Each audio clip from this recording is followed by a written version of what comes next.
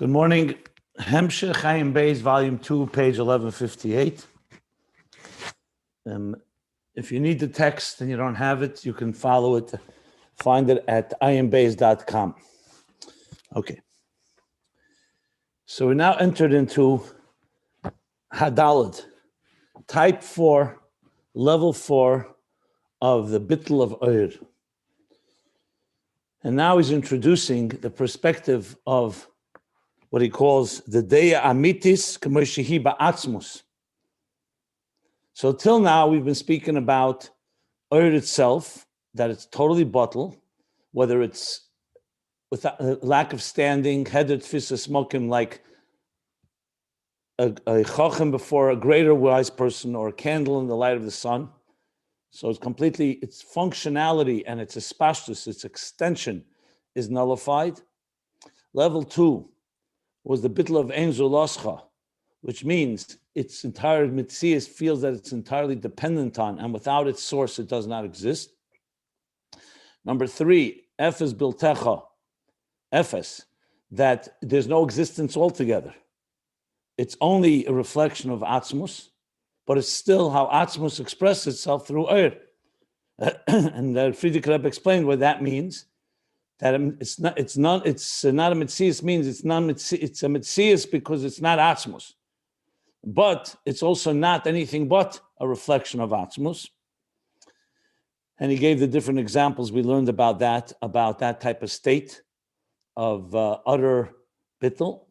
And now number 4, he says that this is the dveikus that actually assumes the perspective from Atzmus, what Atzmus, how Atzmus sees existence. So the Oyer has a sense, a idea, that it is that the way Atzmus sees everything. So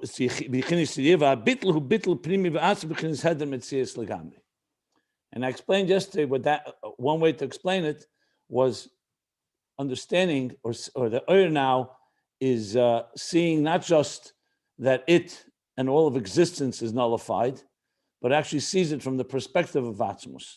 So it's seeing something through the eyes of the source itself, which of course, everything there is far more nullified, as opposed to even the 3rd level, which is still manifestation of Oyer, reflecting what Atzmus wants to express. Okay. So I'm going to just read the 4 more lines. I'm going to go to the Rebbe's Maamar on this. So he says like this. So Mekol Zeh move on. The line begins va'atzmi. We're talking about 8 lines from the bottom of the page, 1158. Well, Mekol Zeh move on. Now he's summing up all the 4 levels. From all this we understand. The b'chinas Ayin shel Yesh HaAmiti. The Ayin of the Yesh HaAmiti.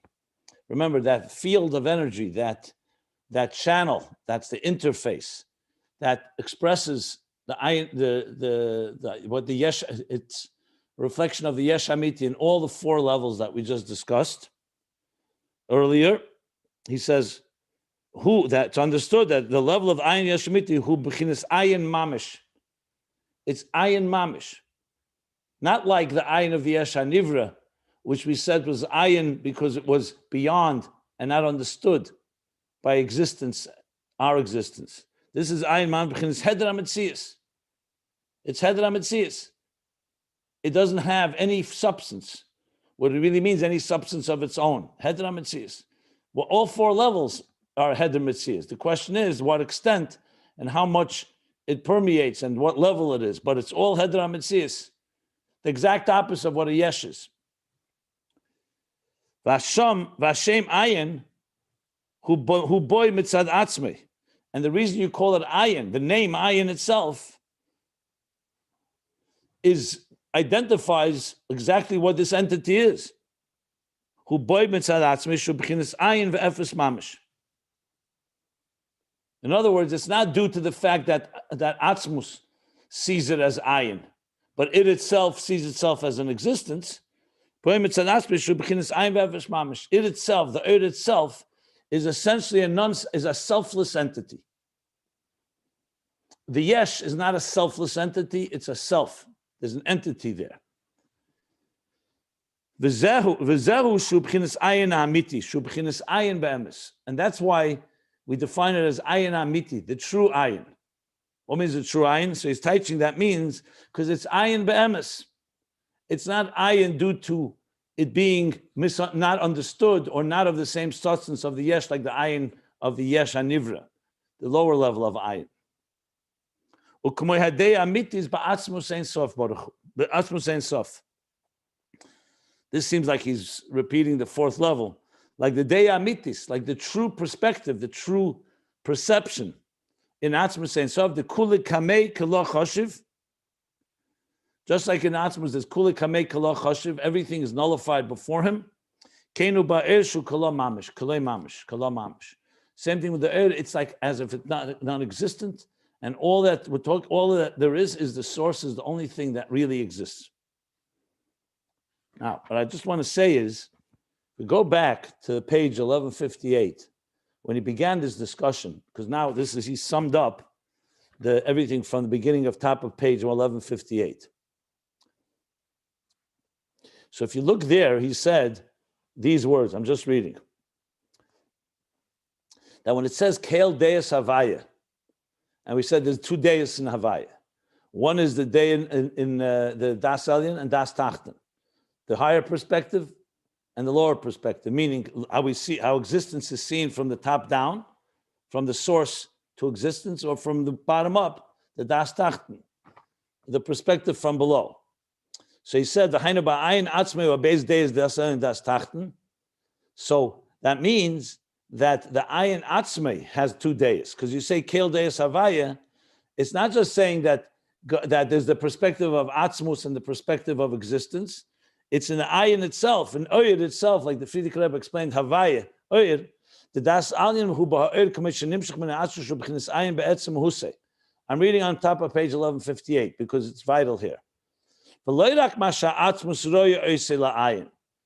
not that just Atzmus sees the Oyed as nullified because Atzmus is so far infinitely superior. Kim sha'er gufo b'chinas Ayin ba'atzmei. The Oyed itself is saturated. The Oyed itself is saturated with being an Ayin ba'atzmei. She'en b'chinas tfisa smoking ba'atzmei klal. It doesn't have any type of standing of its own. V'zeu mitzvah dveikus ha'er ba'atzmus al keinu b'chinas Ayin be'etzem. That's due to its attachment. Oyed is connected and senses and feels its source. Therefore, it's Ayin be'etzem. And then he says, "V'hine masha'eru b'chinas Ayin yesh lahavim b'kamei efanim be'inyan habittul." Now, the fact that is this state of Ayin, we can understand in a number of ways in the Inyan habittul, the level of Bittul. And then he starts enumerating the four levels. So the vital thing to remember is this. I'm saying it now what's the main chiddush here? Main chiddush is to say that we have now in existence, yes, in the existence of but not if we have in existence actually levels of true Bittul. Because you could argue that if Bittul is only because Atzmus is so infinitely superior to existence, therefore everything is infinitely distant from him, and everything is nullified, okay, that's Atzmus. But how do we get Bittul like that? We're not Atzmus. We exist. Even the highest levels of existence, like Atzeres, or higher, are Elikus, fine. But they don't have that to say they come. Atzeres doesn't say I don't exist. Atzeres says I exist, but I'm a divine creation. Chachma, Bina, Das, I'm created, I'm completely absorbed. Avram Avinu existed, Yitzchak existed, but Avram was Kulei Chesed of Atzeres. His whole body, his whole being was personified. It doesn't say, yes, Tzaka says, Anechi Ofer Ve'efer. There's Bittul there and deep levels of Bittul. But the level of Atzmus, the Bittul that we're talking that on these highest levels, only Atzmus has.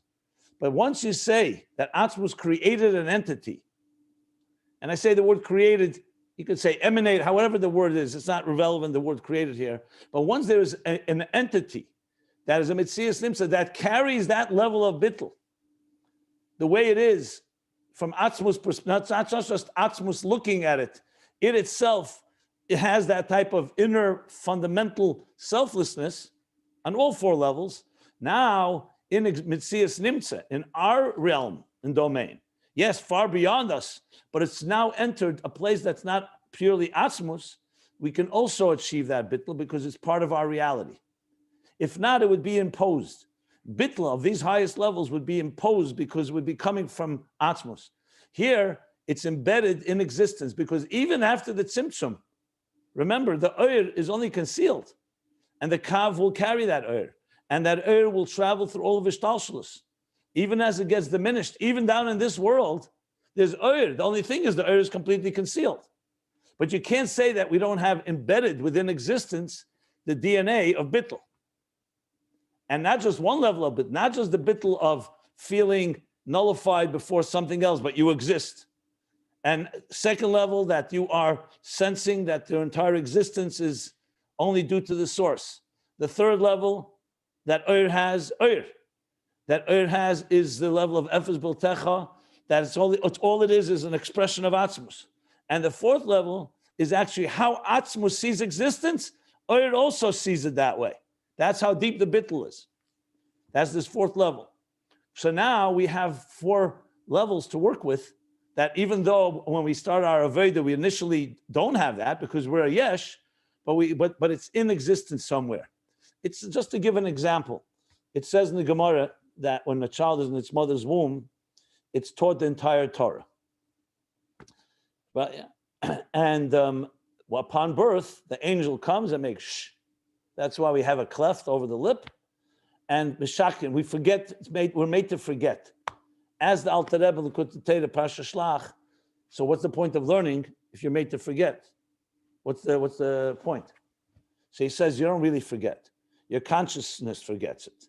But embedded in your being, in your psyche, in your neshama, is all that Torah. So when you learn properly, it's actually relearning. You're just revealing something that you forgot. It was always there. It's who you are. It's an unbelievable vart, because it means even upon birth, we have all the resources we need. They're just concealed. It's not like you have to now create them from scratch. So true learning is like listening to music. You hear a song, it resonates. You don't need to say, how's it resonating?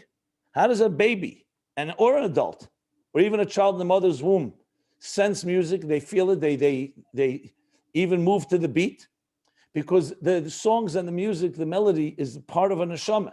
A neshama travels through song. So it's a matter of revealing it. So al derech zeh, it's only al derech, it's only an example.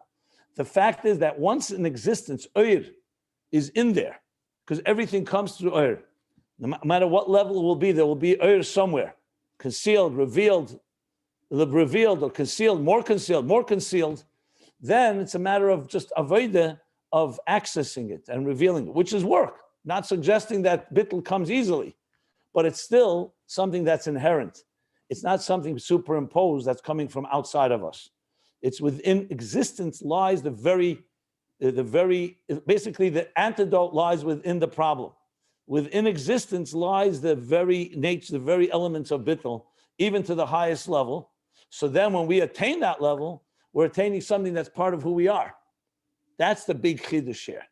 And all 4 levels, of course, the highest level is the utter Bittul, seeing it from the Yesh HaAmiti of Atzmus. That's, of course, the highest level. But we still haven't learned about the Ayin of the Yesh HaNivra, which is, of course, where we begin with. This is, we talk from the top down, and the 4 levels that we just described and discussed. Now, it'll be interesting. Remember, in Tzadik Daled, we only covered the first 3, and he said those correspond to the 3 levels of Metzias, Kiyum, and Gilui, or Nekuda Kav Shetach. Remember where the Nekuda is, and the Metzias is just the bare minimum, where it's completely amorphous. He called it Torah Shebiksav, the written Torah, the Mishnah, and Gemara. It'd be interesting what the Frierdiker Rebbe would have done with level 4, where that would fit into the picture. Because that would mean it would be even higher than Torah Shebiksav. It would be maybe the Luchis. It may be, I'm just speculating. And more importantly, he also corresponded it with the 3 levels of Oyer. Oyer HaKolol, encompassed in Atzmus. Oyer that comes as after the Tzimtzum, so it's Spheris, but Bli Ma, They're not yet of real substance, even though they're defined. And then Oiris and Kalim.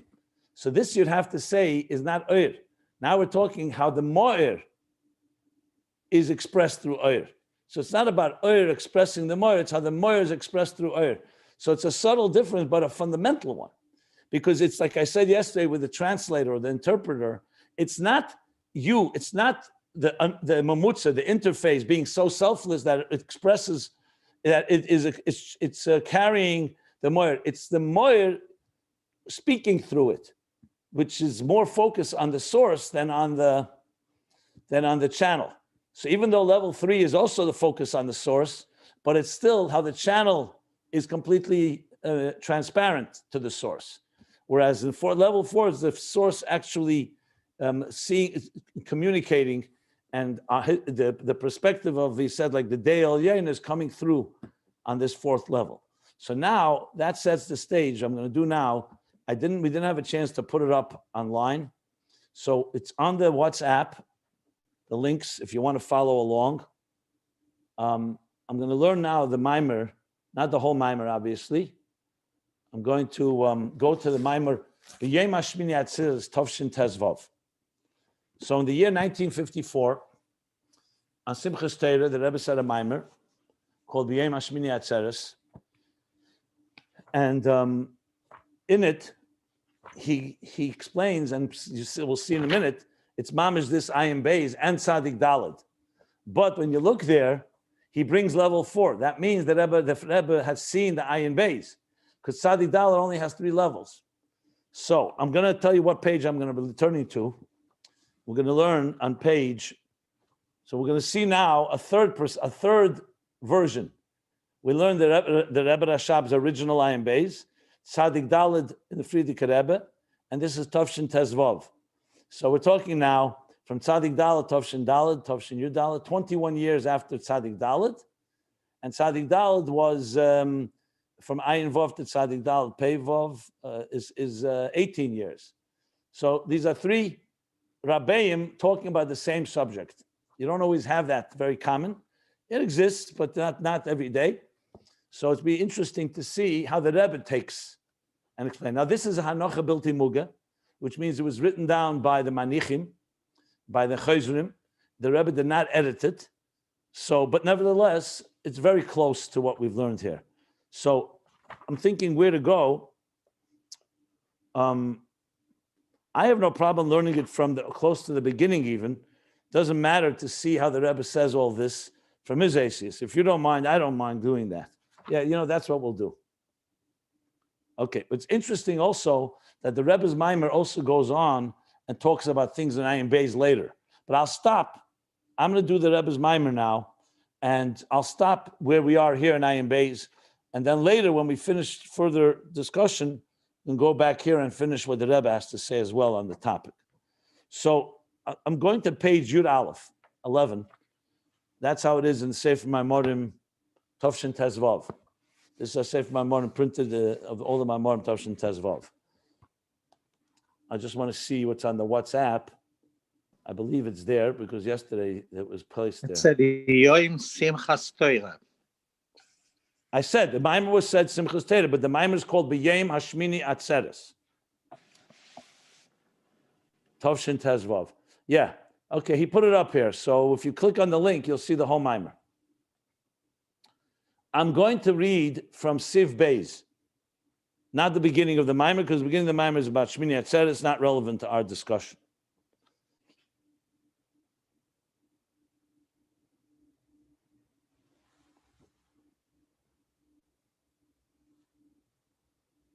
Okay, so here we go.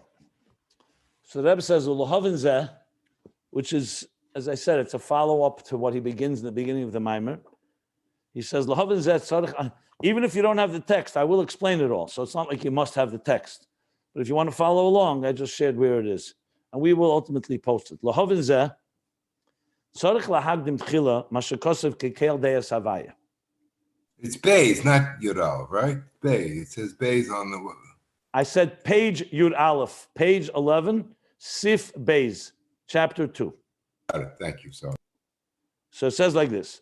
To understand this, we have to preface what it says Of course, the pasuk Masher Kasu Kikel Deis Havaya. You see right away in the footnote, they right away both footnote 5 and 7 direct us to Ayin Beis, because this is now going to be basically Ayin Beis, very similar. If there's something that's different or explain something, I'll try to point it out. But it's good to read it, so let's see how the Rebbe speaks about it. Kikel Deis Havaya. She has Beis Deis. Say Deis. Deis is Lashon Rabim, like he brought from the Zohar. There's two. What are the two Deis, two perspectives? Das Elyon v'das Tachten. The perspective from above, the perspective from below. Das Tachten, Shu das HaMakabel v'das HaNivroim. Das Tachten means the das of the Makabel. So if it's a teacher and a student, das Elyon would be the perspective of the teacher, das Tachten, the perspective of the student. In this case, das HaMakabel, the perspective of the recipient, and of the creations, of the creatures. It's our perspective. Shalamata yesh, ulamayla ayin. What is the perspective? We exist, and above us is a state of ayin, a state of unknown, a mystery. It's not like us, it's unknown to us. And das elyon, the das elyon, what's that? Shu das hamashpia, the das habeira. Same word, makabel and nivroim, says das hamashpia, the das habeira.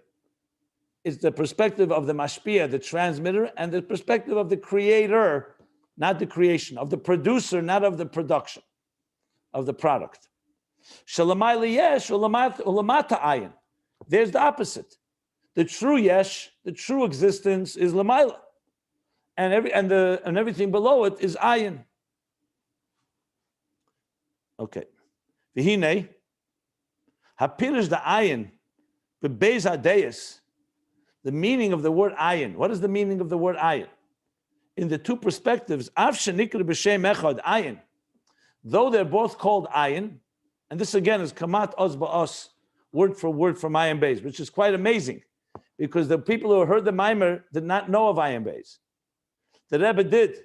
That means the Rebbe said it very closely to what he had seen in Ayin Beis, and the Chayzrim heard it very clearly. So when you look at it now, you see it's come out word for word. That means it went two steps, and it's still very similar to Ayin Beis.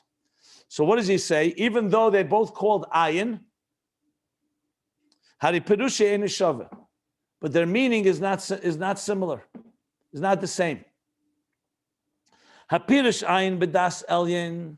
In das Elyon, the meaning of Ayin, Hainu, Shu Ayin ve'efes be'emes. Ayin actually means literally that it's nothing and nullified truly. It's completely nullified. Shari b'das Elyon ha'ayin hu ayin shel Yesh HaAmiti. Because in das Elyon, the ayin is the ayin of the Yesh HaAmiti. Umitzad Yesh HaAmiti, and from the perspective of the true reality, the true existence, the true atzmus, hine kol inyan shel hashpa lezulas, the whole inyan of hashpa, of a transmission to another, she'ena be'erech klal, to another that's completely infinitely apart from him, eina ela ha'ara balvad. It's only a reflection. Shehi ayin ve'efes be'emes, ayin ve'efes be'emes legabe ha'atzmus. That's truly completely nothing and nullified in contrast to or from the perspective of atzmus. It's only a reflection.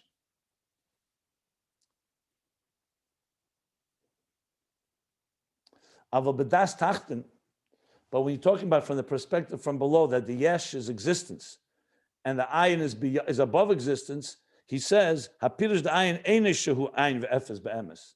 The meaning of the word ayin is not that it's completely nullified. The next page, the Maamar. The ma'achash ha'nivrahu yesh, being that the creation or the creator is a yesh, you certainly cannot call its source ayin as nothing. It doesn't exist. If anything, it's even a more real existence. So the word ayin ve'efes, you can't say that. You have to define ayin differently. Ki'im hanivrahim hu mitzias. I'm sorry, ki. Because im hanivrah hu mitzias, if the creature is an existent entity,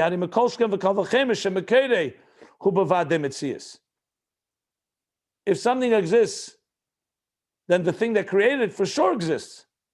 So we can't call it ayin ve'efes as if it doesn't exist. So then why do we call it ayin? So he says, the reason that Yesh calls it source, the name ayin, the intention in this is it's not from the same sug. It's not something existence as we know what existence is. If I said this table came from the wood of a tree, okay, I know what wood is. I know what a tree is. So I wouldn't call it ayin. It's a tree. I may not see the tree, but I know that what a tree is. So I call this yesh came from another yesh called the tree. But if it came from a place that's not from the same reality, meaning from the same empirical type of personality, it's not from the same piece of cloth, it's not from the sug of our mitzias, that's why we call it ayin. And the Rebbe is going to explain now.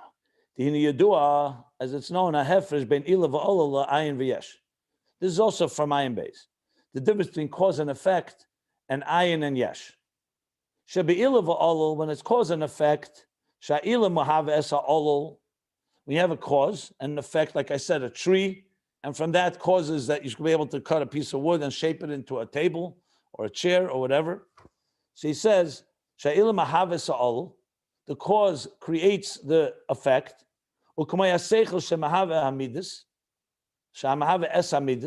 Like intelligence, when you contemplate on something, let's say you contemplate on greatness of God, and it brings you to an awakening of love and awe of the divine, or any seichel. We're not talking now natural midas. We're talking about a midah that's a result of a contemplation. So that's a classic example of ilah v'olol. There, you don't call the ilah and olol yesh ma'ayin, because the way, the effect, the manner of how the effect emerges is through the gilui of the ilah. The seichel is radiating in your mind, that contemplation, and it gives birth to a feeling. Every ilah v'olol is the gilui of the higher level, reveals and impacts, and therefore causes, has an effect, a reaction due to an action.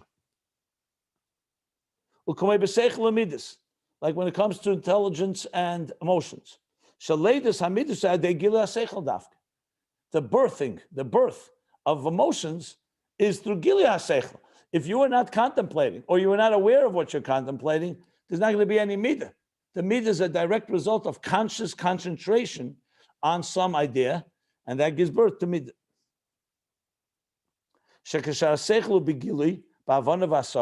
When the seichel is revealed in understanding and comprehension, dafka then does it give birth to midas, emotions. It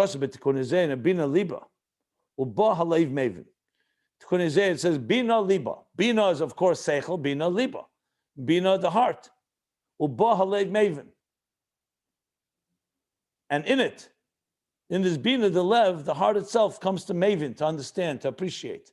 That means there's a closeness between them, between the bina and the emotion in the heart.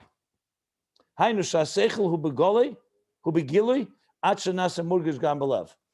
the seichel doesn't remain abstract idea, it's revealed to the point that it actually becomes felt in the heart.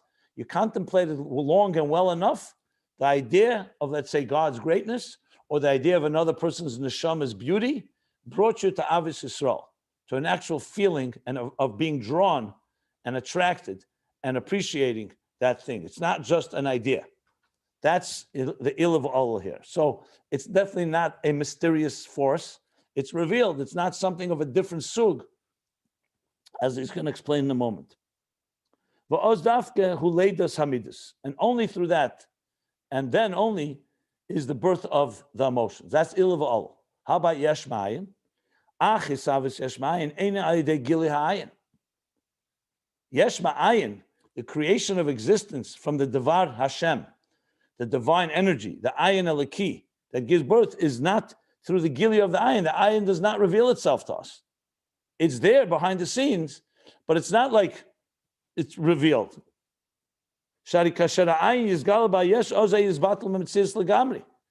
As a matter of fact, the opposite would be, if the ayin would reveal itself, like he says in Shayich V'Amuna, then the existence would cease, would be nullified.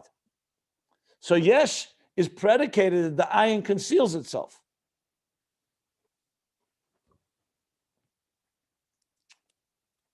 Elo Eifanei Savas, in this case, in contrast to Ilav Olul, the manner of its creation of the yesh, who aydei helam v'hester the ayin dafke. It's dafke to the concealment and the covering of the ayin.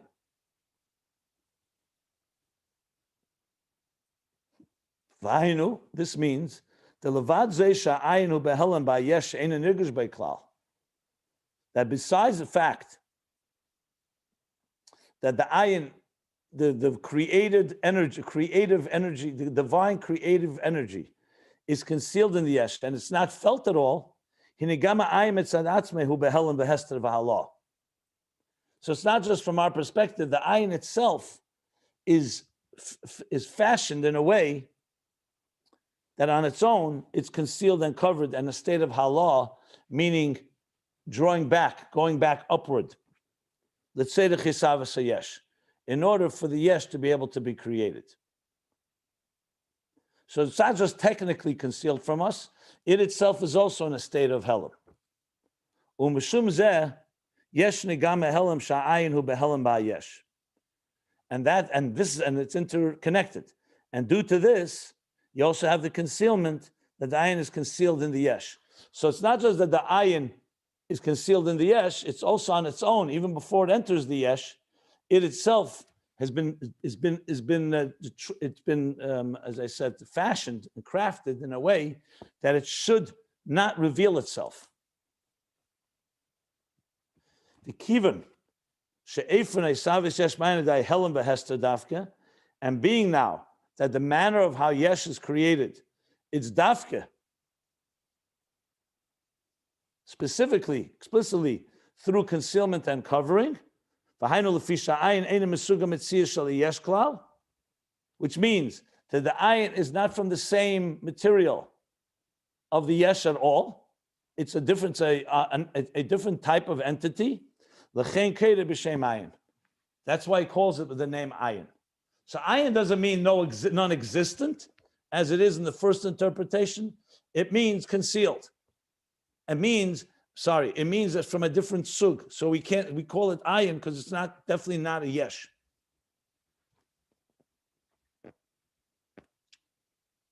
Now he goes the second reason. And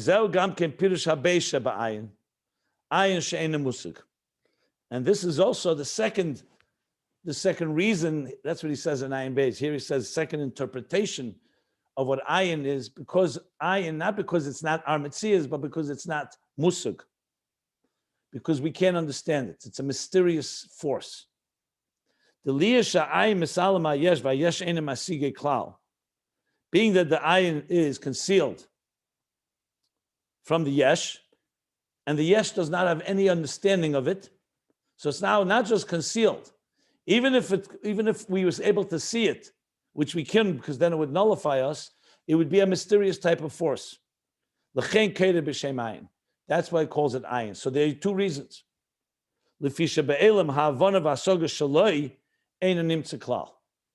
Because in our empirical way of understanding things, our understanding and comprehension, that type of entity does not exist.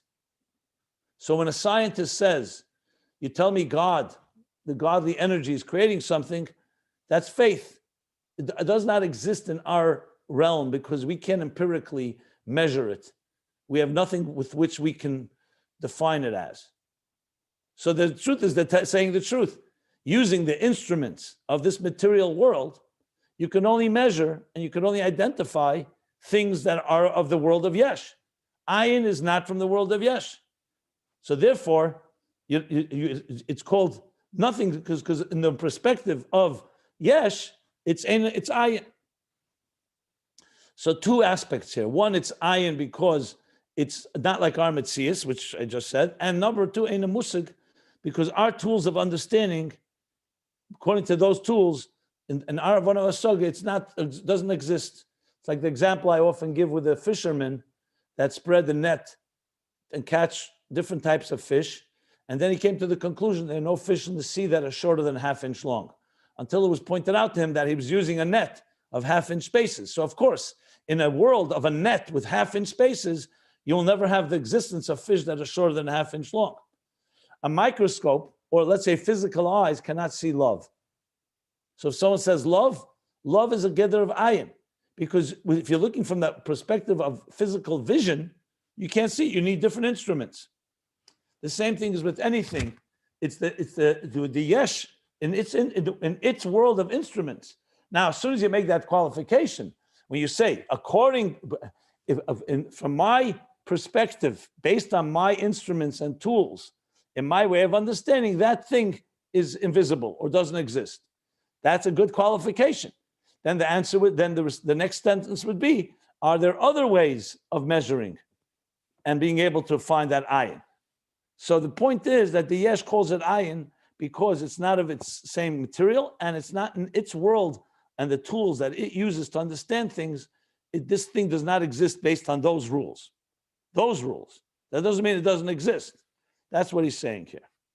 Whereas the ayin of the Yesh HaAmiti truly is completely nullified. It's just nullified. It's Metzias, doesn't have any substance at all because all it is a reflection and doesn't have anything compared to the source itself, except that the source wants to emanate it in that sense. Okay. V'zeu ha'hefresh. And this is the difference between Pirish Ayin Kameshu B'das Elyon. Going back to the original point, this is the difference in the meaning of the word Ayin, the way it is B'das Elyon in the perspective above. The Pirish Ayin Kameshu B'das Tachten. To the meaning of Ayin, the way it is in the Das Tachten, the perspective below. And what is that? The B'das Elyon Pirish Ayin Ayin V'efes Be'emes. In Das Elyon, the perspective above, the meaning of ayin is truly ayin v'efes be'emes. It's truly nullified. It's a non-existent entity. He doesn't say it's not an entity, but it's a non-existent.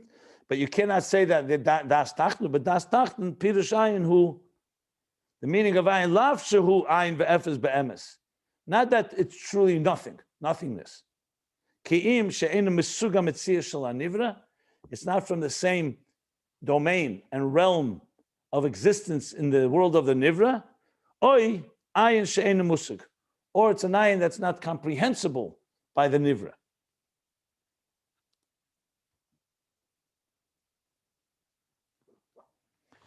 Okay. Now, we learned all this, so there's no real chiddush here. I mean, there's a few nuances that add, but nothing here that I saw that was really completely new. I would have to actually compare it, but I believe almost all the Aces here are in Ayin Beis. I'm just looking very quickly.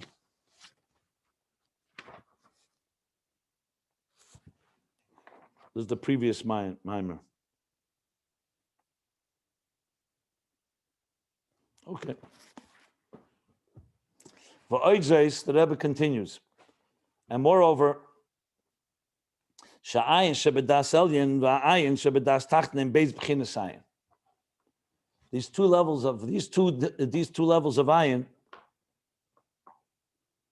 the ayin of das elyon and the ayin of das tachten are actually two different levels. They're not the same level, and just two different interpretations depending whether you look from above or you look from below. They're actually two different levels. Because you could tie stuff like I just said. It's one ayin, it's just a difference. From above, it's nullified. From below, it's not understood. It's a mystery, or it's not from our Metzias, or the other way around. Not from our Metzias and not understood. He says no. They're actually two different levels. V'hainu she'ein ze ba'efen sheyesh b'china achas. It's not that there's one level. Shel ayin sheyesh ba beis deis. One level of ayin that has in it two perspectives. It would be like, for example, if you were standing on a mountain of 5,000 feet up, and you look down and you see a human being, right? So the human being, from your perspective, is completely invisible because you're so far, for example. If you were down below and looking up, let's say from a valley looking up, you'd see something, but it's mysterious to you. So he's saying basically, I don't know if that example works completely, but it just came to me. So it's not one level of ayin that has two perspectives. Hainu sha'ayin hu echad, oisei ayin. It's the same ayin, one ayin level of ayin, oisei ayin. V'achiluku, the difference is rak shedasa mashpia v'abeira hu ayin v'efes be'emes. From the perspective of the mashpia and the beira, the transmitter and the creator, it's really completely nullified. The dasa makabel v'hanivroim, he shumitzias dover elashena mesug mitziusam klal. That's an existing entity, but it's not from their realm domain of existence. Oishu ayin shena musug, or it's an ayin that's not comprehensible. That's not the way to explain it. This, I think, is an addition from the Rebbe, because I don't remember these words exactly in Ayin Beis. He does say the Ayin divides into two levels, but I think the explanation here, elaboration, is a little, the Rebbe is adding a little here. So how do you explain the two levels? The two meanings of Ayin? Yesh Beis b'chinas ba'ayin. There are actually two levels of Ayin. V'hainu, this means, sha'ayin shu ha'mamutza ben Yesh HaAmiti liYesh HaNivra, the Ayin, which is an interface between the creator, the true existence, and the created existence, nechlak l'shnayim. So yes, it begins as one channel, and that channel has two levels in it. Ayin shel Yesh HaAmiti, the ayin of the true Yesh Atzmus, the ayin shel Yesh HaNivra, and the ayin that relates to the Yesh HaNivra, the created existence. Umashem and what it's explained, meaning Chassidus in general, sheyeshnam gimel b'chinas. Because even in Ayin Beis, if you remember, he began that there are three levels: Yesh, Ayin, Yesh. That was the whole discussion. Then he said the Ayin in the middle breaks into two, divides into two. So he says what is explained that there are three levels: Yesh, Ayin, v'Yesh. Harizeh b'chlolos. That's when we speak generally. Speak generally, you say there's the source, there's the creation, and there's the ayin in between. But when you break it down in detail, yeshnam dalad madregas. There are four levels. Lefisha ayin nechlak l'shnayim, because the ayin in between divides into two levels. Ayin shel Yesh HaAmiti, next page. The ayin of the true Yesh. The ayin shel Yesh HaNivra. Those are the two levels of ayin. And the ayin of the Yesh HaNivra. So there you have Yesh HaAmiti is level 1, Yesh HaNivra is level 2, and the Ayin, which was in general one level, breaks into two, divides into two. So you have four levels: Yesh HaAmiti, Ayin HaAmiti, Ayin Yesh HaNivra, and the Yesh HaNivra. V'achiluk, then Beis HaBchin is the Ayin who chiluk godel b'yeser, and the distinction or the difference between these two levels of Ayin, the Ayin that relates to the source and the ayin that relates to existence, there's a very big difference between them. To the point that at times it's explained so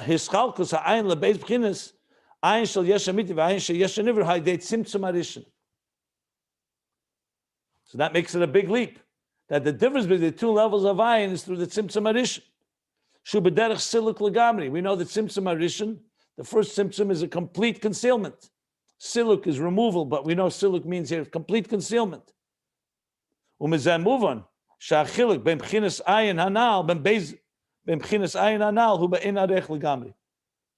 the best proof that these two levels of ayin, though they originate essentially one general level, but they're completely, one is before the tzimtzum, one is after the tzimtzum. And we know that tzimtzum created a radical paradigm shift of the concealment of Ein Sof that was filled all of existence, divine consciousness. After the tzimtzum, you have now the ability of another type of consciousness, an independent consciousness. Now, just for the record, this is the second interpretation in Ayin Beis of the two levels of Ayin. The first interpretation is the two levels of Ayin are before the tzimtzum. The second interpretation is this: it's before the tzimtzum and after the tzimtzum. The third interpretation is that both of them are imam al kalam and after the tzimtzum. So the Rebbe is citing the middle one, which of course is the most obvious leap between before Tzimtzum and after Tzimtzum. Okay, so what we've established now is that there's two levels of Ayin. They have different meanings. They originate as one, but they break into two, and they're very different from one another. Now, till here, frankly, was not even the Maamar we learned yet. This is the previous Maamar in Ayin Beis. This, what we just learned, is a summary of, I'll tell you what pages.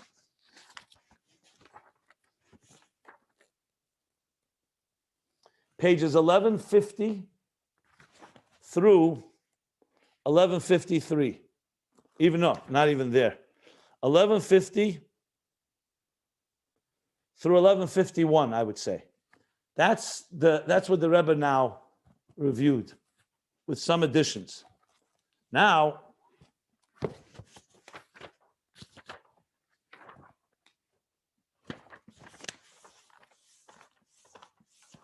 yeah.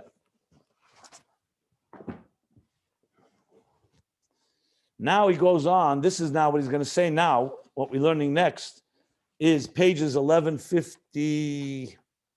The next Maamar here in Ayin Beis, 1155. Now it's going to go from 1155 to 1158, where we are now. That's the next section here, which is Siv Gimel, and all the way, this whole Siv Gimel, which is going to go for 1, 2, 3 pages almost, from page 13 to page 15 in the BaYom Shemini Atzeres Tavshin Tezvav, is now what we learned in the last Maamar, again, 1155 through 1158. And he's going to start now with a big statement that we just reviewed in Ayin Beis. Omnom, right now, we have not yet determined that the Ayin itself is Bittul.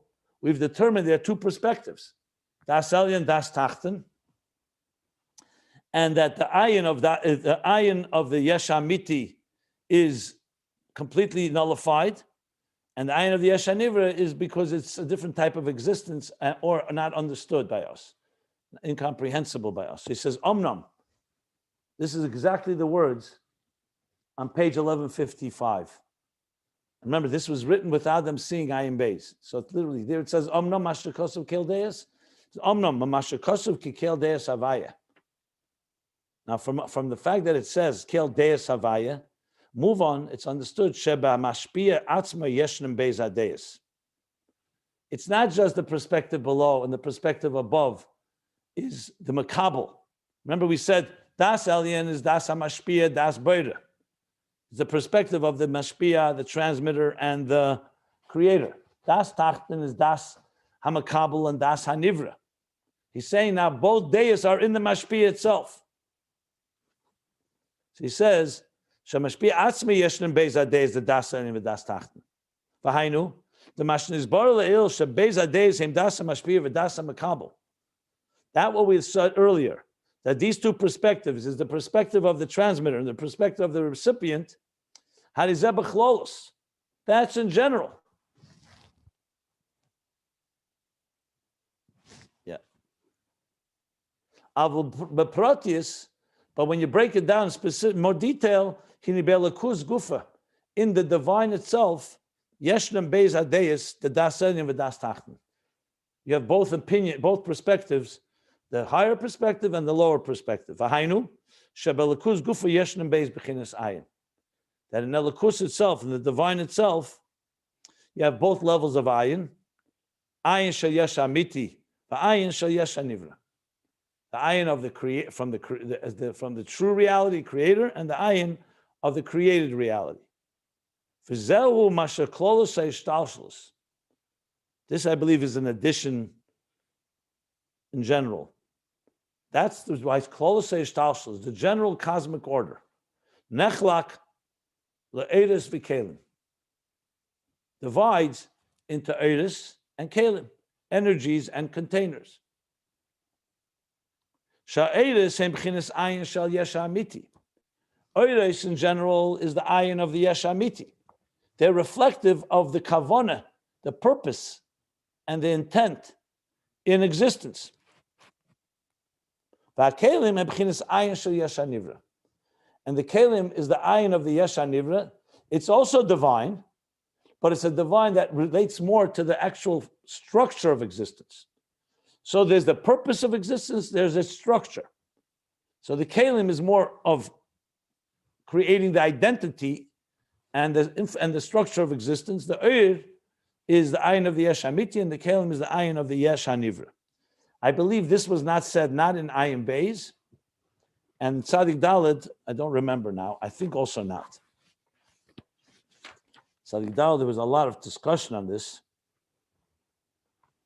I'm looking on page 115 in Tzadik Dalet, just a second. Oh, actually, it does say Ervi Keli. No, but there he said no.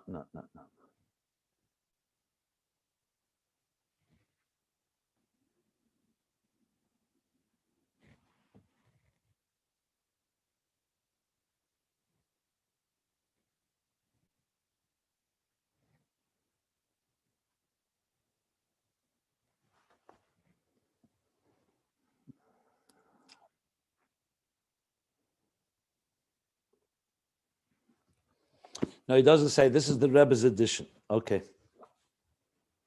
Va'inyan bezeh, and the inyan, this is the hinei hefesh bein eris l'kelim, the difference between eris and kelim. This is the Rebbe's explanation in this topic, which I'll discuss later why the Rebbe is adding this.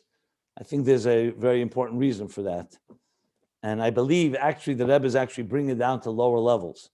And Ayin Beis and Tzadik Dalet, he's talking about higher levels of Oyer. Here the Rebbe is talking about the Oyeris and Kalim. If you remember, from the Friedrich Rebbe's point of view, that's the third level of Oyer, Oyeris and Kalim. And here he's talking about Oyeris and Kalim in this context. So he says, the difference between energies and containers, Oyer is invisibly attached to its source. Every Oyer is attached to its source. And not just it's attached in an obvious way. You see sunlight, you immediately see its connection to the sun. It's not a question. It's connected and it's seen. It's nicker. Va'kelim, on the other hand, einam dvukim b'dvekus nikeres. They're not attached in a dvekus that's discernible. V'hainu she'savusim shem b'dvekus built in the keres dafka. Their creation, that's why their focus is on the structure. If the kelim were fully cognizant and completely absorbed with the purpose of their existence, like the Oyer, they would not do their function. They have to be, their function has to be functionality. It can't just be connected, like I said many times, with the chief of staff. The chief of staff's job is to convey the king's orders. The heads of the department's function is to give orders to the workers to do their job. If everybody be sitting in the palace just buttled to the king, you wouldn't get anything done. You need also focus on the job at hand. So the Kalim are obviously aligned with the Oyer. That's why they're Kalim to the Oyer. But their focus is not on the attachment to their source, but on what the source wants them to accomplish. So it's bedvekus built in the keres dafka. Ulezeis, and due to that, hine eris ema ayin shel yesh hamiti. So the eris are essentially ayin, reflection of the yesh hamiti, of the source, the true reality God, Atzmus. Hainu shem ayin ve'efes be'emes. They're in a state of ayin ve'efes be'emes, because all they are is conveying the orders and the intentions of the source. So the Rebbe adds this about Eris and Kalim, which to me it seems like he's bringing down those two levels in the world with his Eris and Kalim. It's not a contradiction. It's just that the Rebbe Rashab, the Friedrich Rebbe, are also talking how it is in higher levels. Remember, the Rebbe does not bring all three levels of Ayin here, all three meanings in Ayin. This is more just select section of Ayin Beis. Not everything in Ayin Beis is brought here, which is, again, not a problem, because the Rebbe is using it to build what he wants to explain in this Maamar. Okay. But these two levels of Oros and Kalim are still within the first level of Ayin before the Tzimtzum? No, for sure not. There's no Kalim before the Tzimtzum. You can never talk about Kalim before the Tzimtzum. This is for sure talking after the Tzimtzum, Eris and Kalim. That's for sure. Are they rooted? They may be rooted. That's why I said, if you look in Ayin Beis and Tzadik Dalet, This is the lowest level of bittul of the Oyer, where you're talking about Oyer as it relates to structure already. So it's like the lowest level of bittul of heder tfisas makim and so on. But it's not, as I said, not a contradiction. It just depends where you're focusing on. The higher levels is the first level of ayin is before the tzimtzum. Etzem Oyer is pashtus Oyer. That's clear. That's explicit in Ayin Beis. Not Oyer and Kalim at all. Even the third level, frankly, in Ayin Beis and Tzadik Dalet is not Oyer and Kalim. It's in Oyer Mamala Kalalman, the Oyer Hakav or the Etzem Oyer and Espashtus Oyer. But you could technically explain the two levels of Ayin and Oyer and Kalim too, which is what he's doing here. I'm just pointing out because I believe the Rebbe is bringing it more to much more levels that we relate to, not so much on the high level. We'll see. It's not finished yet. He's now going to go. We'll stop here, but he's going to now continue. Yesh levaya ze bekame fanim, the bittul of what he's going to explain the 3-4 types of bittul in Oyer itself now, in the ayin of the Yesh HaAmiti. Eifana Aleph, and then it's going to be Eifana Beis on the next page, Eifana Gimel, and then Eifana Daled will be on page 15. So the rest of this sif, which we'll do tomorrow, will now elaborate and bring us up to speed where Ayin Beis is now, where we're up to in Ayin Beis, the 4 types of bittul. But this is the Maamar as it's said by the Rebbe, and as I said, I pointed out where the Rebbe adds something, but essentially it's very consistent. It's just different levels regarding Eretz and Kalim, which interesting. I think later, even the Rebbe Rashab, I think, brings it down, not Atzeres and Biyah. Well, anyway, we'll see. We'll see where we go with it. So, Rabbi,